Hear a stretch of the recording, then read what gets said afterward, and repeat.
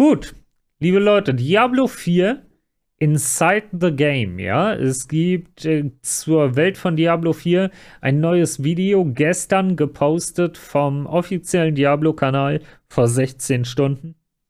Und wir gucken uns mal an, was da gibt.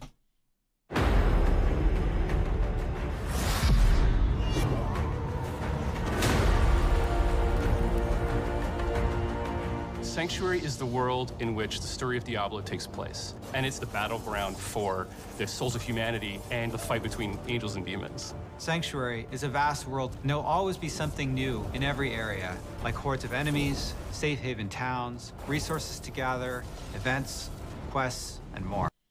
Bruder, wenn ich schon höre, Events, immer was zu tun. Wenn die das nicht verkacken, Mama mia. Gather, events, quests, and more. We wanted to bring Diablo IV artistically more back towards like Diablo II, the much darker style. It's very macabre. The artists and designers have had so much fun working on it, and it's just been a joy to create for us. How would the people of Sanctuary show their world? What kinds of art would they use to describe the world? One of the things we really wanted to do was make the game feel like a painting. Everything was built by a wonderful group of people who love Diablo as much as you do. We have 5 unique zones. We take a lot of influence from what our concept artists give us, and I know they take a lot of influence from real life. There's Kyrgyzstan, which is the sort of desert. It's amazing with its sweeping sand dunes. Skazglen, which is inspired by Scotland. Fractured Peaks is inspired by the Carpathian Mountains. The Dry Steppes is sort of our mountainous desert region, and That's Hawazar cool. is the swampy region of the south. Whether you're on a mount or on foot, it's a joy to go from one region to the next. Also, the region transitions are really beautiful and stunning to see. Making sure that it felt sort of geologically true was really important. If you walk from Fractured Peaks into Hawazar, you'll cross all of these waterfalls caused by snowmelt. So you can actually see the snow melting in Fractured Peaks through waterfalls, entering into Hawazar and entering the large basin. Um nicht kein Schwanz zu sagen, sage ich von 100 Schwänzen interessiert 99 Schwänze absolut gar nicht, wie die Transition zwischen den Gebieten aussieht und wie die Gletscher vom Eisgebiet schmelzen und man entsprechend auf dem Weg zum nächsten Gebiet durch Wasserfälle läuft. Gib mir Gegner, gib mir geile Skills und gib mir geilen Loot. Dann ist alles andere scheißegal. Fills Hawazar with all of the swamp water. We have all the different environments in the overworld, and we tried to make sure there was Schick, aber nutzlos. Ja, genau. dungeons. We have dungeons that are flooded, and there's like moss everywhere. It very much fits in with that Skazglen environment. Kyrgyzstan is all desert, so we have dungeons filled with sand. All the dungeons are particularly placed to make sure that they feel like this is a thing that could be in this part of the world. It fits here, it belongs here.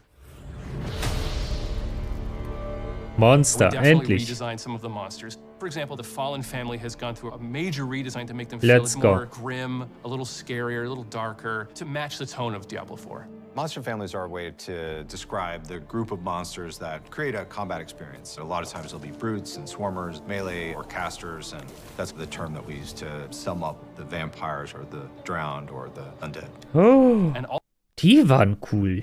Wer ist er denn? Das ist actually cool. War das, als er drowned gesagt hat? Sind das so Ertrunkene? Ja, guck mal, das wird doch ein Must sein oder so. Drowned or the undead. Gefällt mir.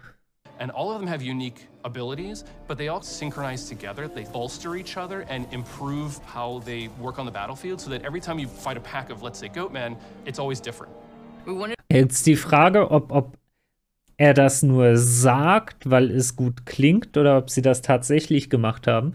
Wenn die Interaktion in der Rasse von was auch immer für Mobs gebracht haben und die sich tatsächlich irgendwie gegenseitig supporten und so weiter. Ich meine, wir leben in einer Zeit, da ist eigentlich sehr, sehr, sehr viel machbar. Dann könnte das tatsächlich relativ interessant werden, die Interaktion. Haben wir leider schon gesehen, Pestilenz. Dankeschön. There's snowy goatmen and fractured peaks in some of the colder areas versus lightning goatmen are in dry steppes and kind of the more arid areas. Bruder, was sind das für satanistische Ziegen, Mann? Mit diesen Brandings. WTF. Each of the regions has its own kind of flavor, and it's pretty exciting to just. Gar keinen Bock auf Spinnen. Some really cool new snake men, the Nangari. But we've seen snake men in Diablo before, but these guys are just really twisted amalgamations of multiple snake heads, even human body parts. We have skeletons, we have undead, we have ghosts, all the things that you would expect to find from a Diablo game. Spiders have been around in Diablo forever, but the spider host was a cool new twist. It's a giant spider that attaches to a corpse and then puppets it at you, and when you kill it, it explodes with tons of baby. Das wird uns in Hardcore umbringen. Ich kann euch das jetzt schon sagen, das wird uns in Hardcore umbringen. Ja, das ist eine Spinne, die auf einer Leiche ist und wenn man sie tötet, explodiert sie mit mehr Spinnen. Das wird schlecht gebalanced sein. Wir werden sie umbringen. Sie wird explodieren. Die Explosion wird uns umbringen. Wenn nicht, wird es schlecht gebalanced sein. Aus der Spinne ploppen 10 andere. Wir werden geblockt werden. Wir werden sterben. Arachnophobie? Nicht Angst, Ekel. Ekel. Arachno-Ekel. We also have wildlife, deer, snakes, bugs, dogs. You can pet the dogs, by the way. So many people asked. Wir können Doggo. Oh. Okay. Okay. Wir werden Diablo 4 Mainstreamer. Ja. Aber, wir haben überlegt, ob wir Softcore oder Hardcore spielen. Das ist egal, wir spielen auf einem Roleplay-Server. Und wir gehen umher und das Ziel ist, jeden Hund in Diablo zu streicheln. Das ist doch mal ein Feature. Pet the dog. It was actually a lot of hard work to figure out how to pet that dang dog.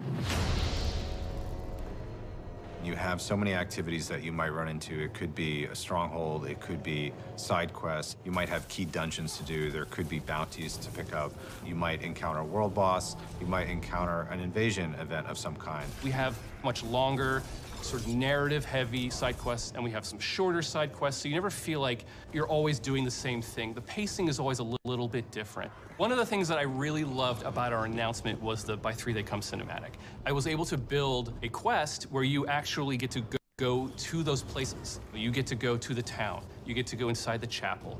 And I work with some incredible dungeon designers to build the dungeon from the cinematic. You're going to get to go across the bridge that you saw to the actual room. Danke für den Follow, Tom. I don't want to spoil too much, but I'm super excited to have players see it. Sometimes it's kind of nice to just walk places, because that's a lot of the times when you see these little events. You might find a demonic altar that you need to feed your blood to summon demons, to then defeat for all of their loot. You might find a ghost child who's trying... Habt ihr die Kiste gesehen? Entschuldigung für das ganze Pausieren, aber...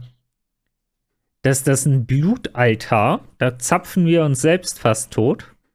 Dann bringen wir das Ding um. Oh. Seht ihr, wie die leuchtet? Wisst ihr, was passiert, wenn ihr die aufmacht? Der Bildschirm hier geht auf.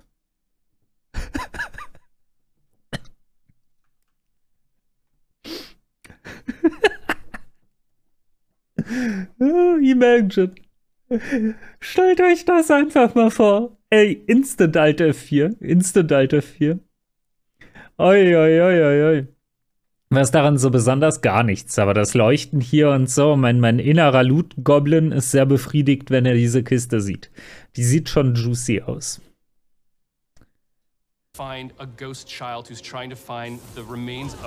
Kisten droppen, die Schlüssel kosten echt Geld.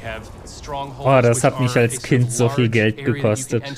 And it has its own story, its own setup, its own sort of art that sort of tells a very specific story about this location, and those stay unlocked permanently once you've beaten back the darkness.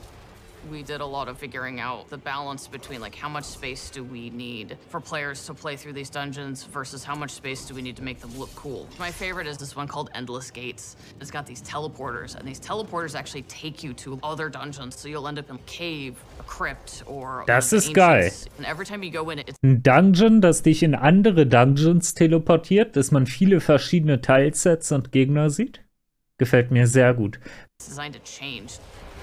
And there's dozens of villages and towns that you will run into. The cities and towns are designed to be hubs. They're havens. They're places where you can find other players. They're good places to do all of your usual inventory management. Each region has its main city that you can get lots of side quests, Hello, lots Roxy. of activities. We've really crafted the world to feel like there's always something just around the corner to find.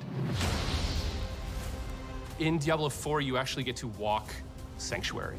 It's a massive place that you can seamlessly explore with no loading in between zones, which is something brand new. Sanctuary ist letztlich das große Open-World-Gebiet, wenn ich das richtig verstanden habe. A very immersive experience. Moin, Crocky. What I love about it is that you can go in a direction and you might be searching for a particular quest or an item, and you'll come across a stronghold that you haven't explored before. You'll come across dungeons that have legendary affixes where you might discover a side ich mag quest die that you Kisten. didn't even know about that fills in some bit of lore that you Ich durfte leider noch were gar nicht interested in. spielen, ne? There's any number of things that can happen along the road to your destination, and that's what I love about having this fast-paced. There are tons of different types of events in the world. It's been created to feel full of things to encounter, full of secrets to discover, full of characters to interact with, full of stories to find. We have these altars to Lilith that if you can find them, they will give you a permanent buff to all of your characters across the game. There are tons of them hidden everywhere. We also have these massive world bosses that are so big the camera actually has to pull out even further. And you're gonna have an opportunity to fight these bosses with your friends or with strangers to take down these huge world bosses. And the team has done just an incredible job making Sanctuary a world worth exploring and a world worth investing yourself in.